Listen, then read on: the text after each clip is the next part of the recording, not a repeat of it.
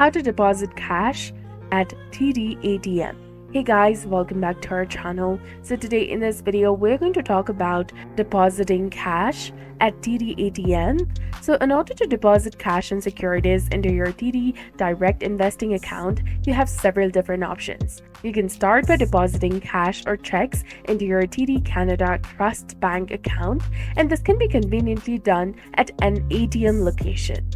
Once the deposit is completed and the funds are available in your TD Canada Trust account, you can then transfer the money to TD Direct Investing account through the online platform.